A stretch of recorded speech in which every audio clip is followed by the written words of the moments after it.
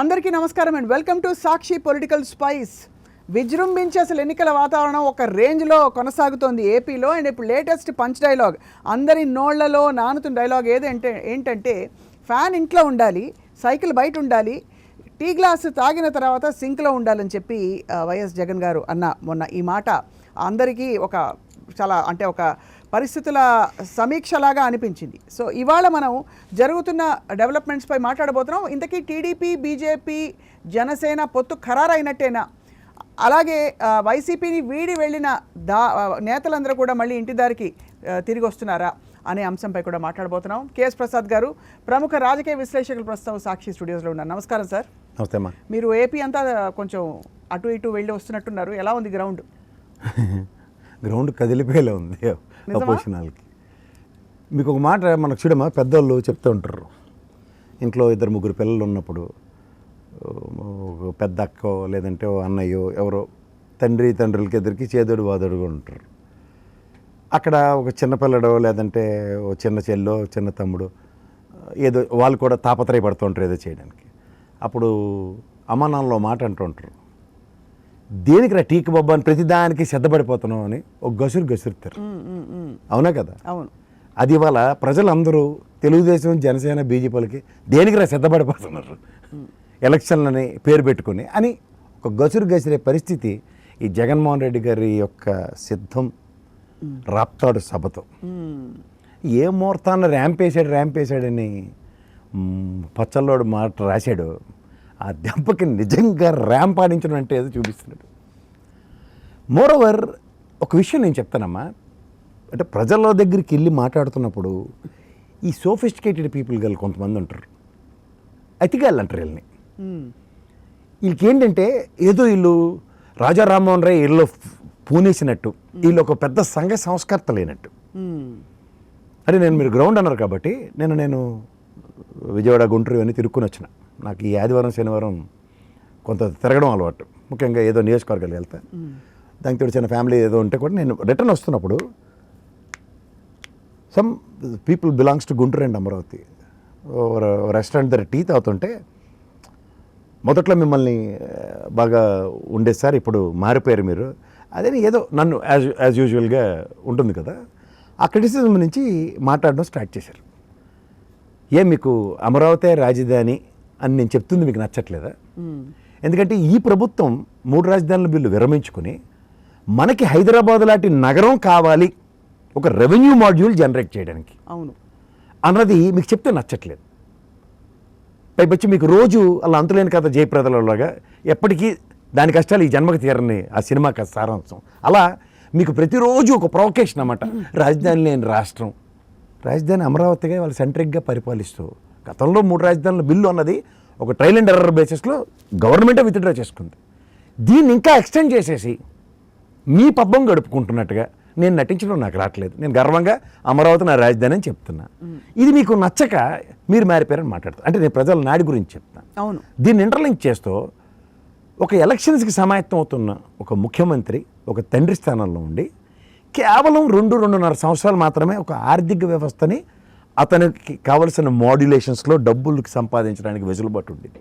దాని ముందు corona pandemic సిచ్యువేషన్లో 2 సంవత్సరాలు వెసులుబాటు లేని ఒక ముఖ్యమంత్రి, అవును, దగ్గర 3,54,000 కోట్ల సంక్షేమం చరిత్రలో ఇవాళ రాప్తాడు సభలో వచ్చిన జనవాహిని. ఇప్పుడు వరంగల్లో వినివలం ఏది కేసీఆర్ గారికి అంత ప్రభంజనం లక్షలాది జనాలని, కానీ ఇవాళ ప్రత్యక్ష మాధ్యమాలన్నీ ర్యాంప్తో షేక్ అయ్యి కాదు.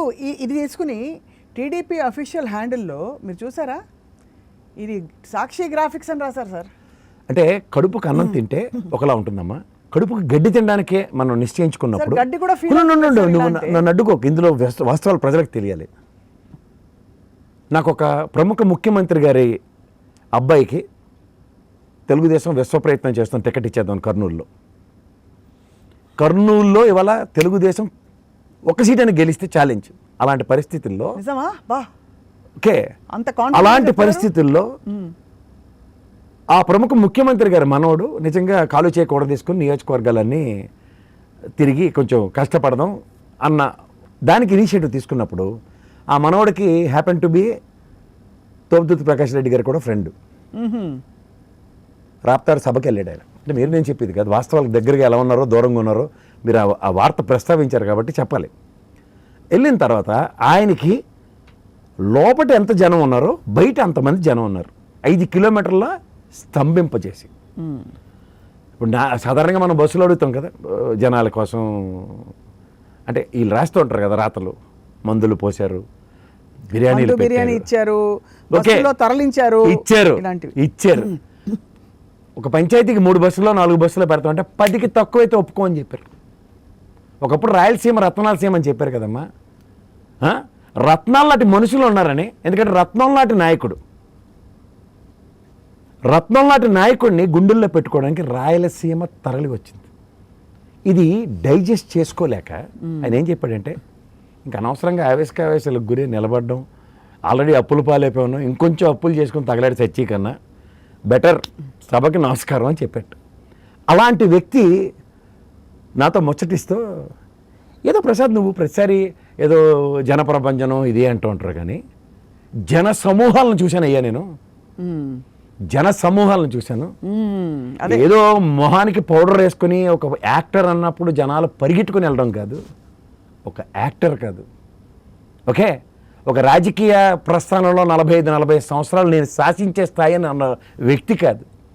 జస్ట్ 10 సంవత్సరాల నిడివిలో ఒక 5 సంవత్సరాలు స్ట్రాంగెస్ట్ అపోజిషన్గా, ఒక 5 సంవత్సరాలు ఒక పరిపాలన దక్షకుడిగా, అంటే ప్రజాస్వామ్యంలో ప్రజల చేత ప్రజల వల్ల ప్రజల కొరకు అన్నదానికి అర్థం పరమార్థం నేర్పిన ఏకైక రాజకీయ నాయకుడు జగన్మోహన్ రెడ్డి. ఎందుకు చెప్తున్నా, నేను అర్జునుడిని అన్నాడు. అర్జునుడు అంటే ఏంటి? ఎందుకు పనికిరాని పాండవుల్లో ఒకే ఒక్క పనికొచ్చినాడు. నేను మీరు చెప్పడం కాదు, అది భగవంతుడే నమ్మాడు. భగవంతుడు నమ్మి ఆ కృష్ణ పరమాత్ముడు ఖచ్చితంగా అర్జునుడికి సహాయ సహకారాలు చేసి యుద్ధం కౌరవ సామ్రాజ్యంతో చేయండి, గెలవండి అని చెప్పిన టార్గెట్కి అర్జునుడు ఒక్కడితోనే అవుతుందా అని అస్త్ర సన్యాసం తర్వాత ఈ భగవద్గీత తాత్పర్యం. కానీ ఇందులో మీరు గమనిస్తే ఒకడికి 40 సంవత్సరాల ప్రస్థానంలో నాకు ఎవడో ఒకడు లేకపోతే బతికి బట్ట కట్టలేనని ఒక చేత్తో పవన్ కళ్యాణ్ని, ఇంకో అందరినీ బీజేపీని ఇంకో చేత్తో అందుకోవడానికి వీళ్ళిద్దరులే కృష్ణ పరమాత్మలను ప్రతిష్ఠించుకుని వాళ్ళ పొత్తులు వాళ్ళ సాన్నిధ్యంతో అధికారమే పరమావధిని దక్కించుకోవడానికి తాపత్రయపడుతున్న ఒక పార్టీ. ఉండమండు నీకు అయిపోలేదు. ఇక్కడ వీడో రెండోవాడు ఏదైనా చెయ్యి, నువ్వు లేకపోతే నేను అసెంబ్లీ గేట్ లోపలికి వెళ్ళడం నా వల్ల కాదని నేను గ్రహించగలిగాను అని ఒక జనసేన పార్టీ. వీళ్ళిద్దరూ కలిపి ఇది ఒక పాలన, దీన్ని దించేయాలి, నేనే ముఖ్యమంత్రి, లేకపోతే నువ్వో నేనో మన ఇద్దరిలో కొట్టుకున్నావు అని తాపత్రయపడుతున్న వాళ్ళ దగ్గర వీళ్ళకి కృష్ణ పరమాత్ముడు అంటే వీళ్ళిద్దరికీ బీజేపీ, వీళ్ళకి పవన్ కళ్యాణ్ అనే వ్యక్తి కృష్ణ పరమాత్ముడు అంటే చంద్రబాబు నాయుడు. అర్థమవుతుందా? కానీ ప్రజాస్వామ్య భాషని అర్థం చేసుకున్న ఏకైక మొగాడు జగన్మోహన్ రెడ్డి. నాకు కృష్ణ పరమాత్మ ప్రజలు, మీరు నాకు దశ నిర్దేశించండి, మీకు నాకు జనరంజక పాలన నచ్చితే ఓటేయండి, నా కృష్ణ పరమాత్మలు మీరు, అర్జునుల్లో నేను ఒక్కడనే పోరాడుతున్నా అన్ని ఆర్డ్స్ అట్ మ్యాసెస్తో. ఈ ప్రజాస్వామ్య విలువల పరిరక్షణ కోసం మీరు నాకు మళ్ళీ అవకాశం ఇస్తే 2-2.5 సంవత్సరాల్లో సంపాదించిన డబ్బులతోనే 3,54,000 కోట్ల సంక్షేమం చేయగలిగాం. ఇదే ప్రభుత్వం 5 సంవత్సరాలు నిరంతరం పనిచేసే సామర్థ్యంతో చేయగలిగితే నాకు వచ్చే ఆర్థిక వనరులతో ఆ రోజు చెప్పిన ఒక పకోడీ కబుర్లు కాదు, రైతు రుణమాఫీలు అవన్నీ నేను చేసి చూపించగలను అన్నదానికి ప్రజల్ని ఎలా సమాయత్తం చేస్తున్నాడో చూడు. ఎందుకంటే the bridge and a barricade between government and people, ఇందులో ఒక బ్రిడ్జ్ కట్టేది కూడా ప్రజలే, ఆ బారికేడ్లు తొలగించేది కూడా ప్రజలే, ఆ బారికేడ్లు తొలగించి నువ్వే మా నాయకుడు అని పిలిచేది ప్రజలు. ఆ బ్రిడ్జ్ కట్టి ప్రభుత్వ స్థాపనకి నువ్వు ఇలా వెళ్ళు అని అందరు ప్రజలు ఇలా చేతులు అందించి ఆ చేతుల మీద జగన్మోహన్ రెడ్డి గారు నిలిపించుకుంటూ 151 స్థానాలు ఇచ్చారు. ఇవాళ మీకు ఒక మాట చెప్తా, a meritorious student will always crawl for some things. ఏంటంటే he needs to prove his abilities and merits. ఎందుకంటే సిద్ధం అన్నదానికి అర్థం ఏంటంటే, నేను మీరిచ్చిన 151 సీట్లతో ఈ ప్రజాస్వామ్య పరిరక్షణ కోసం నాకు మీరు ఇచ్చిన 5 సంవత్సరాల అవకాశాన్ని ఒక మెరిటోరియస్ స్టూడెంట్గా, అంటే మీరు ఫస్ట్ క్లాస్ అంటే 60 నుంచి 199 మార్కుల లోపున, లేకపోతే 100కి 100 మార్కులు. ఇవాళ మీరు నన్ను నమ్మిన దానికి నాకు 100కి 100 మార్కులు సంపాదించుకునే ఎగ్జామ్కి సిద్ధంగా ఉన్నా. అదే ఇస్ ఎయిమ్ ఈజ్ 175/175. మీరు ఎప్పుడైతే 175కి 175 ఏం చేస్తున్నాడో, నిరంతరం ప్రజాస్వామ్యం అనే ఎగ్జామ్లో ప్రజలతోనే మమేకమై ఉంటాడు. మీకు ఒకటి చెప్తున్నా, బయటికి వచ్చాడా ఇప్పుడు దగ్గర దగ్గర 127 సార్లు పైచిలక బటన్ నొక్కాడు ఆయన. 127 సార్లు బటన్ నొక్కిన దానికి ప్రజలకి సంక్షేమం అన్నది కాళ్ళ దగ్గరికి వచ్చింది. 127 సార్లు బటన్ నొక్కడానికి అతను ఆత్మస్థైర్యాన్ని పెంచుకుంటూ అతని ప్రిపరేషన్ ఏ విధంగా ఉందో చూడండి. కానీ ఇంత ప్రిపేర్ చేసిన వాళ్ళకి 2 బటన్లు నొక్కడానికి ప్రజల్ని సమాయత్తం చేస్తాడు. ఇప్పుడు ఉదాహరణకు ఒక తండ్రి ఉంటాడు. ఇక్కడ ఒక్క విషయం సార్, ఒక్క విషయం అంటే మనం అంశాల వారీగా వెళ్తున్నాం కాబట్టి సిద్ధం అండ్ 175కి 175 ఏమిటో మీరు అర్థం చెప్పారు. అండ్ ఆబ్వియస్లీ మీరు గ్రౌండ్లో చూసిన సభ, ఆ తర్వాత మీరు తెలుసుకున్న స్పందనల తర్వాత ఇవాళ మీకు ఉద్వేగం బాగా ఎక్కువగా కనిపిస్తుంది, అంటే వినిపిస్తుంది. మీరు ప్రత్యక్షంగా చూశారు కాబట్టి. మరి ఈ పరిస్థితుల్లో అంత ఆరితేరిన, సరే టీడీపీకి గత్యంతరం లేకే వాళ్ళందరినీ ఆశ్రయిస్తున్నారని అనుకుంటున్నాం. మరి అంత ఆరితేరిన బీజేపీ, దేశాన్ని పరిపాలిస్తున్న బీజేపీ ఎందువల్ల టీడీపీతో జత కట్టడానికి ఒప్పుకుంటుంది? గతంలో అన్ని సందర్భాలలో బీజేపీని ఎంత హ్యాండ్ ఇచ్చి చంద్రబాబు నాయుడు గారు ఏ పరిస్థితుల్లో ఎలా ప్రవర్తించారు, ఎన్ని మాటలు అన్నారు తెలుసు కదా.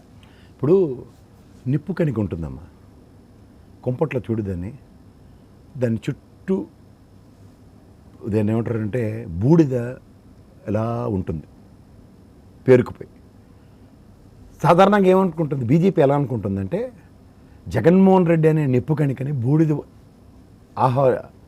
ఉన్న తర్వాత దాన్ని పట్టుకుంటే ఏమో అవుతుంది అనుకున్న తర్వాత పట్టుకునే ముందు దాన్ని ఊస్తే ఆ నిప్పు కణిక భగభగబలాడుతూ కనబడింది.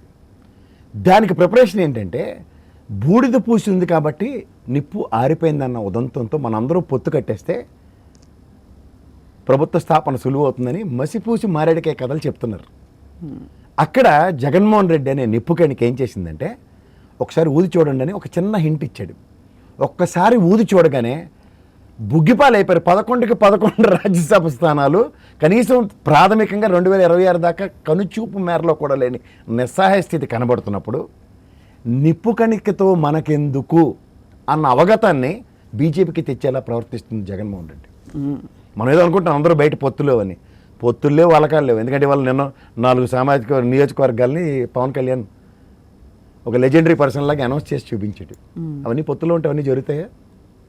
పొత్తులు లేవంటారు అయితే? ఖచ్చితంగా లేవు, విలీనాలే. పొత్తులను ఎప్పుడో పాత కథలు, పొత్తులు విలీనాలే.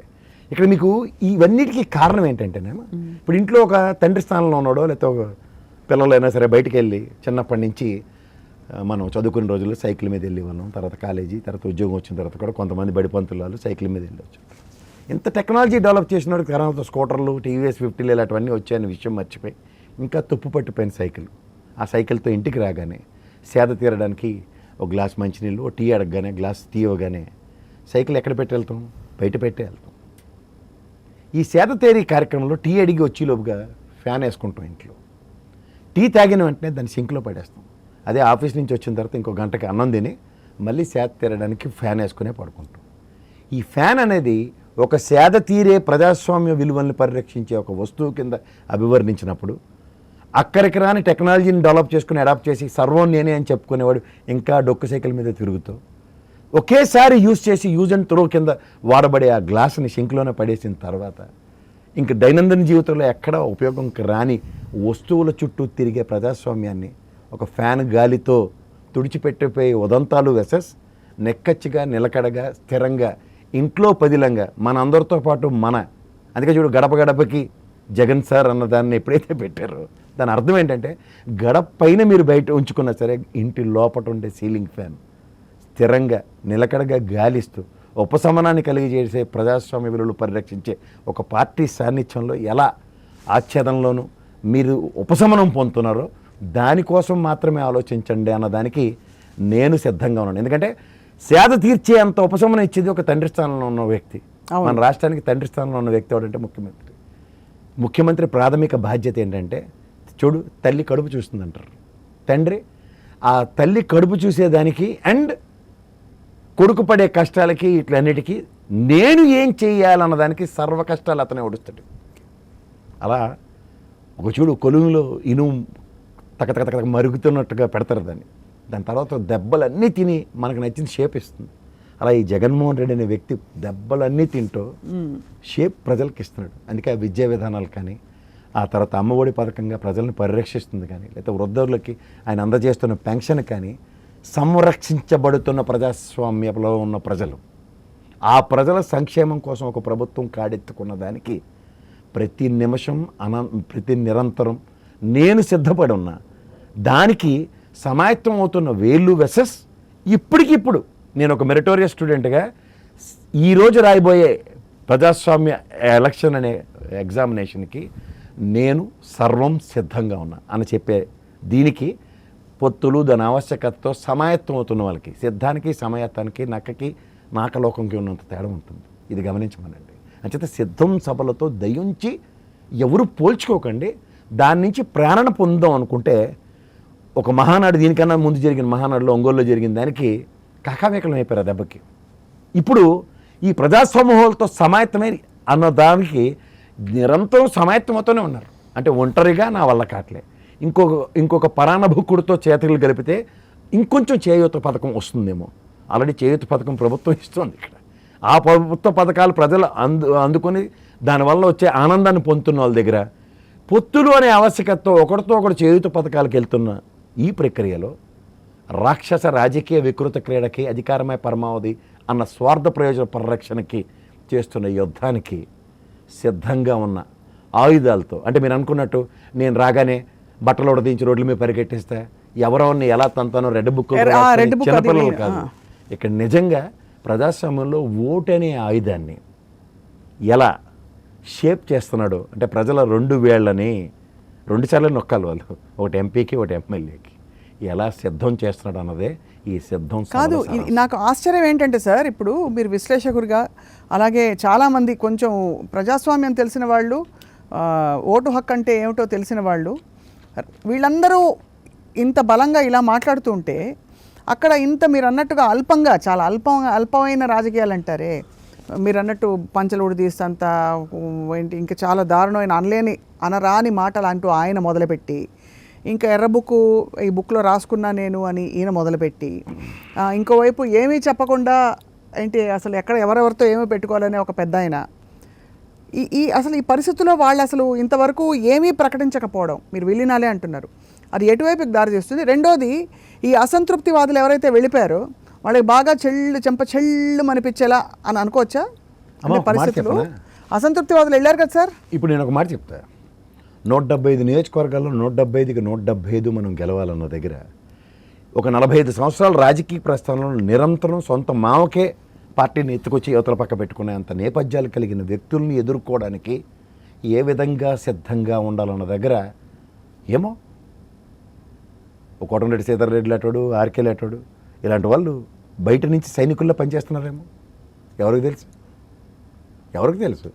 ఎందుకంటే కష్టం ఒకసారి పార్టీకి వస్తుంది అన్న దగ్గర ఆ పార్టీ పరిరక్షణకి ఏదైనా రూపంలో ఇప్పుడు ఉదాహరణకి అదేదో దగ్గర ఉంటుంది చూడు, ఒకడు సినిమా చూడమను, what way is connected when he believes certain thing. అలా అమ్మ నాన్న కూడా ఎదిరిస్తాడు ఆ సినిమాలో, ఆ మహేష్ బాబు సినిమా. మీరు same scenario if you really adapt into అన్న, మనకి వెనక నుంచి గోతులు బాగా తవ్వేస్తున్నారన్న, ప్రతిసారి ఆ గోతులు కప్పెట్టడానికి మట్టేస్తున్నాం కానీ వాళ్ళు అలా తవ్వుతూనే ఉన్నారు అన్న దగ్గర ఏం చేద్దాం అన్న దగ్గర, అన్న నీతో కాదన్నా నాన్న, ఇప్పుడు మన ఇంట్లో చూడు కొన్నిసార్లు అవతల చుట్టపొల్లలో మన ప్రాణాలు తినేస్తుంటే, నాన్న నీతో కాదు కానీ నేను వాళ్ళకి సమాధానం చెప్తాను అన్న ప్రాస్పెరిటీ వస్తుంది. ఆ ప్రాస్పెరిటీ థింకింగ్ అంటారు నేను. ఎందుకంటే ప్రాస్పెరిటీ అని వర్డ్ చేయాలంటే వీడి ప్రాస్పెక్టివ్లో ఏంటంటే ఆ prosperity for his own family, ఆ చెరిష్ అవ్వడానికి అతను కష్టపడుతున్న విధానానికి ఏమో నేను నమ్మింది నేను అది ఫాలో అవుతాను. ఇప్పుడు జగన్మోహన్ రెడ్డి గారు అనే వ్యక్తి ఒక కన్వెన్షన్తో ఉంటాడు. మనం ఏం చేసినా నాకు దేవుళ్ళు ప్రజలు పార్టీ పెట్టినప్పుడు సమాజమే ప్రజలే దేవుళ్ళు, సమాజమే దేవాలయం అన్నాడు. ఇవాళ ఆ సిద్ధాంతానికి కట్టుబడి పనిచేస్తున్న వ్యక్తి ఎవరు? జగన్మోహన్ రెడ్డి. సమాజ నిర్మాణానికి ఏం కావాలన్న దానికి అతను ఒక సమిధిలా, ఒక కొవ్వొత్తులా కరుగుతున్నాడు. సమాజ నిర్మాణం, ఆ శ్రేయస్ కోసం ప్రజల్ని దేవుళ్ళ కింద ఆవిష్కరించుకున్నాడు. అదే కృష్ణ భగవాన్. సో ఇప్పుడు ఈ విలీనం ఒకటి ఎక్స్ప్లెయిన్ చేయండి. ఇది ఇక్కడ పొత్తులు ఏం లేవు, విలీనాలు అంటున్నారు. ఇప్పుడు అంటే పైకి పొత్తుల్లా కనిపించి లోపల విలీనం అంటారా? ఇప్పుడు వెనకాల ఒక కథ ఉంటుందమ్మా, బలవంతుడు నాకేమని విర్రవీగినప్పుడు చలిచీమల చేత చిక్కి చావద సుమతి అని సుమతి శతకం. ఇక్కడ బలవంతుడు నాకేమని విర్రవేగట్లే, బలవంతుడు తన్ను సంభాలించుకొని ప్రతి నిరంతరం నేను బలవంతుడిని ప్రజల కోసం అని చెప్తున్నాడు. ఇక్కడ వీళ్ళేంటి, ప్రజల్ని అనే ఒక సమూహాలతో ఇతను బలం సంపాదించుకున్న ప్రజాస్వామ్యంలో ప్రజలు వీళ్ళ దగ్గర లేరు. మీకు అర్థమవుతుందా? బలవంతుడి కింద పోర్ట్రేట్ చేయబడుతున్న జగన్మోహన్ రెడ్డి చుట్టూ ప్రజలనే బలం ఉంది. ప్రజా బలం లేని నాయకులు ఏమనుకుంటున్నారంటే అందరూ చలిచీమల్లా కలిస్తే అన్న కాన్సెప్ట్లో డ్రైవ్ అవుతున్నారు. ఇక్కడ మీకు అర్థం అవ్వాల్సిన విషయం ఏంటంటే జగన్మోహన్ రెడ్డి గారి బలమే ప్రజలు. ఎందుకంటే అతను నిరంతరం ప్రజలకి ఏం చేయాలని దాని మీద తపన పడుతున్నాడు. ప్రజలకి చేయకూడదన్న కాన్సెప్ట్ ఎప్పుడైతే ఉంటుందో, ఇప్పుడు ఉదాహరణకి చూడు, IIITలో రాజారెడ్డి గారిని ఒక మహానుభావుడు ఇనిషియేట్ చేశాడు చంద్రబాబు నాయుడు గారి ఆయనలోనే. 10 ఏళ్ళు కంప్యూటర్లు ఎవడబెడతారు అన్నారు. Then it comes to execution. మా నిలువెత్తు నిదర్శనం రాజశేఖర రెడ్డి గారు ఇనిషియేట్ చేశారు. 10 ఏళ్ళ ఇవాళ సత్ఫలితాలు అందిస్తున్నాయి IIITలో. ఆవిష్కరణలకి సహనం కావాలి, సంయమనం కావాలి. ఆవిష్కరిస్తున్న విషయాల్ని సంయమనంతో ప్రజా శ్రేయస్కరం కోసం చేసిన ఏ పనులైనా సరే శాశ్వత ప్రయోజనాలు ఇస్తాయి, శాశ్వతంగా చరిత్రలో ఉంటాయి, శాశ్వతంగా ప్రజలతోనే ఉంటాయి. ఎందుకంటే ఈ ఆవిష్కరణలన్నీ ఒక నాయకుడు ప్రజాస్వామ్య రక్షణ కోసం ప్రజల కోసమే అన్న కన్వెన్షన్ ఎప్పుడైతే ప్రజలకు డెలివరీ చేయబడుతుందో దాంట్లోంచి నభూతో నా భవిష్యత్ సర్వతోముఖంగా అభివృద్ధి చెందే విధానానికి నాంది పలికిన వాడు ఎవడో కాదు. నాంది పలకడం ప్రతి ఒక్కడికి వస్తుంది, కానీ ఆ నాంది పలికిన దాన్ని ఆచరణ, కార్యాచరణ, కార్యసిద్ధి ఈ మూడు ఒకటితోనే అవుతుంది. వాళ్ళిద్దరే తండ్రి కొడుకులు. ఒకడు రాజశేఖర రెడ్డి, వాడు బిడ్డ జగన్మోహన్ రెడ్డి. వీళ్ళిద్దరూ ఏంటంటే అమ్మా నిరంతరం ప్రజల కోసమే పరితెప్పించారు. మేము సచ్చినా పర్లే 10 కాలాల పాటు ప్రజలు కలకల్లాడుతూ ఉండాలి. ఇవాళ చూడు ఎవరి తరమైన అవుతుందో ఆరోగ్యశ్రీ, రాష్ట్రాలు ఇడిపోయినా సరే ఈ కాంగ్రెస్ గవర్నమెంట్ కూడా ఒక మొదటి ఆ 2 పథకాలు అనౌన్స్ చేసిన 6 ఒకటి ఇన్స్టంటేనియస్గా చేతికి రూపాయి ఖర్చు కాకుండా మానబోడు చేసిన దాంతో 10 లక్షలు పెంచుకోగలిగారు. 108 అవి మానసపుత్రికలు అమ్మా. ఇవి మానసపుత్రికల్ని అముక్తమాలేదు చూడు, శ్రీకృష్ణదేవరాయల మానసపుత్రిక అంటారు. అది ఇవాళ ఫీజు రీయింబర్స్మెంట్. సార్ ఇవన్నీ మనం అంటే పథకాల పరంగా ప్రజలకు చేసిన మేలు పరంగా ఆ కోణం నుంచి చూసి నిర్మాణాత్మకంగా మనం మాట్లాడాం. అయితే మరొక కోణం ఉంది ఇక్కడ, రాజకీయ కోణం చూస్తే ఇప్పుడు గతంలో బీజేపీ పట్ల చంద్రబాబు నాయుడు గారి వైఖరి ఏమిటి, ఇప్పుడు వైఖరి ఏమిటి, ఏ టైంలో మారుతూ వచ్చారు? జస్ట్ హెడ్లైన్స్ చూసుకుందాం, డీటెయిల్స్లోకి వెళ్ళక్కర్లే. వాజ్పేయి గారి టైంలో ఏమైంది, గోద్రా తర్వాత ఏమైంది, తర్వాత 2004లో ఏమన్నారు, 2014లో ఏం చేశారు, 19లో ఏం చేశారు, ఇప్పుడు ఏమంటున్నారు? జస్ట్ హెడ్లైన్సే కావాలి మనకి. తెరం తక్కువ అని ఒక మాట ఉంటుంది తెలుసు కదా, ఇజికొంటూ చంద్రబాబు నాయుడు అని చెప్పేసి సరిపోతుంది. టువర్డ్స్ బీజేపీ, ముఖ్యంగా వాజ్పేయి గారి దగ్గర నుంచి వాళ్ళ నరేంద్ర మోడీ దాకా చూసుకుంటే అంతే. ఏ రోజు స్థిరమేడిసింది? అందుకే చూడు, ఆకులు నాకే వాళ్ళ ఇంటికి మూతులు నాకే వాళ్ళు వెళ్ళారు, ఎంత బతుకు బతికి ఇంటి వెనకాల చచ్చేవాళ్ళు ఇలాంటి సామెతలు ఉంటాయి. యాడ ఎన్డీఏ కన్వీనరు, యాడ ప్రధానమంత్రులు శాసించేస్తాయి, యాడ రాష్ట్రపతిని నేనే పెట్టించిన ఉదంతాలు చెప్పుకునే హరికథల నుంచి పెరడతామని పెంకట్టుకుని ఏమైనా కూర ఉంటేస్తావా, ఎంత పచ్చడి ఉంటేస్తావా అని ఒక స్థిరం తక్కువ పవన్ కళ్యాణ్ తురుగా ఒక రాయబారం నడిపించుకునే అంత స్థాయికి దిగజారిపోయారంటే ఇంక దీని గురించి ఏమని వర్ణించాలి, ఏమని విశ్లేషించాలి? చెంత సచ్చినా పొలుపు చూడలేదు, ఎంత బతుకు బతికి ఎంత సావుకు కారణం బీజేపీ అని తెలిసి కూడా దేహీ నీ కనికారం లేకపోతే నా వల్ల కాదు అని అల్లాడిపోతుంటే. అందుకే చూడు, ఒక కొడుకు యొక్క నేపథ్యం ఎలా ఉంటుందంటే సాధన కిం కర్తవ్యం ఏంటి అన్న తండ్రి అడుగుజాడలో నడిచిన వాడు ఎవరికైనా ఉంటే రైట్, అందులో వాడు అనితర సాధ్యుడైతే తండ్రి నమ్మిన సిద్ధాంతానికి కట్టుబడి ఎలాంటి ఒడిదుడుకులు నేను ఎదుర్కోవడానికి ఇవాళ సస్తే రేపు 2 రోజు అనుకుని ముందుకెళ్ళే ఒక యోధుడు వెసస్ తిండి దాని ఆవశ్యకత నిరంతరం ఇలా అడుగు తీసి అడుగేయాలి. వెనకైతే నన్నారు మీరు ఆ కాలు తీస్తేనే నేను అడుగేయగలుగుతాను, కానీ మీ వెనకాల నడడం అంటే అదే అని నాకు చెప్పారని మూర్ఖత్వంతో నడిచేవాడికి చాలా తేడా ఉంటుంది. అంచేత మనం ఏదో చూడు ఏంటి పులిని చూసి నక్క వాత పెట్టుకునే బ్యాచ్లను నమ్ముకుని ఈ నక్క వాతలు తీరిన తర్వాత బొబ్బలే తీరుతాయి లాస్ట్కి. ఆ వాతల వలన అది పులి ఎప్పటికీ కాలేదు. ఎవరు సార్ నక్క, ఎవరు సార్ ఇక్కడ? జస్ట్ అడుగుతున్నా అమాయకంగా. చిన్నపిల్లడు చిన్నపిల్లలు ముందు అర్జెంటుగా వాతలు పెట్టుకొని నాన్న నేను పులి అని చెప్తున్నాడు. వీడిని నమ్ముకుని నిజంగా పుల్లే తయారాడు మా అబ్బాయి అనుకుని వెళ్తే అదే వాపం చూసి బలుపు, బలుపుని చూసి వాపు అంటారు చూడు. ఆ పర్యవసనాలు ఎలా ఉంటాయంటే, అందుకే ముందు చూపు అంటారు, విజన్ 2020 అంటారు చూడు చంద్రబాబు నాయుడు గారిని. చాలా తెలివైనడు ఆయన. ఆయన మంగళగిరిలో ఆయన కట్టుకున్న పార్టీ ఆఫీస్ పక్కనే వాళ్ళ అబ్బాయి పేరు మీద పార్క్ కట్టాడు, ఇల్లు ఆడుకోమని.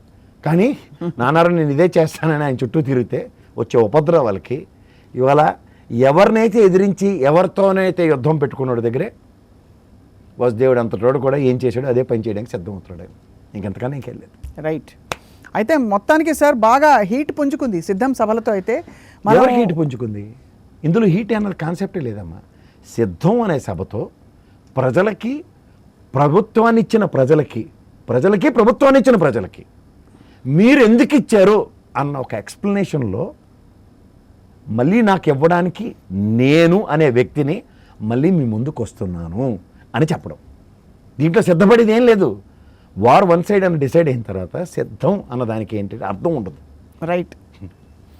ప్రసాద్ గారు వేచి చూద్దాం. ఇంకొక 2 నెలల్లో ఐ థింక్ అన్ని విషయాలు తేలిపోతాయి, తేట తెల్లం అయిపోతాయి.